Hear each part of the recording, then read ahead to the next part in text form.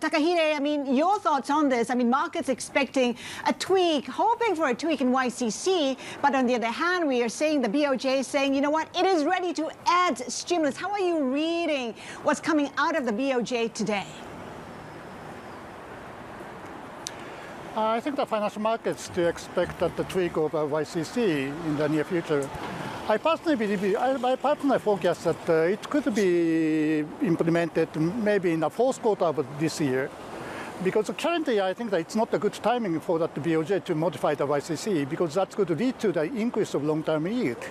So I think that now that the Japanese long-term yield is heavily influenced by that long-term yield in U.S. Now that the Federal Reserve is still continuing to increase and there's a risk of increase of long-term yield.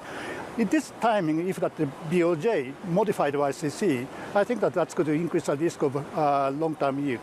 So I think that if that the U.S. economic situation is changed and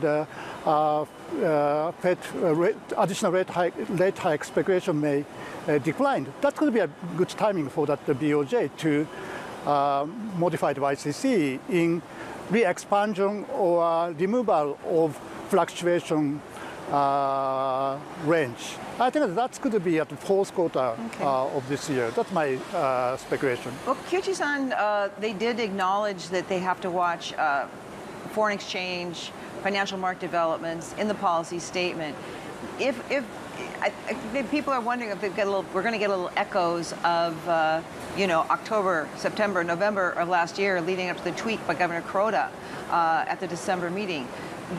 How much of an influence could it be, will it be, if we continue to see yen weakness? Is that something that hastens their step at the July meeting, perhaps, when they have the opportunity to update their inflation forecast, to make that tweak, or at least start talking about it?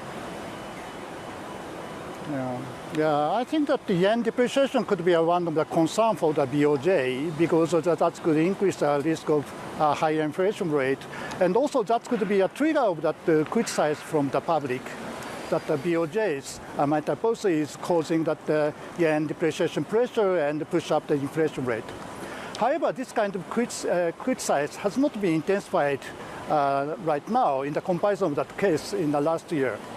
Because that yen is depreciating but very gradually, and now that we are observing that some sign of that peaking out of that inflation rate, and also that the good economic situation and that the increase of equity price may keep that relatively good confidence of that consumers. Under that condition, I think that the public criticism to the BOJ's monetary policy will not be intensified more than in the comparison of that last year. But if that the yen depreciates further to maybe 145 or something like that, that could be a problem for BOJ, and that could be one catalyst of a change of the YCC.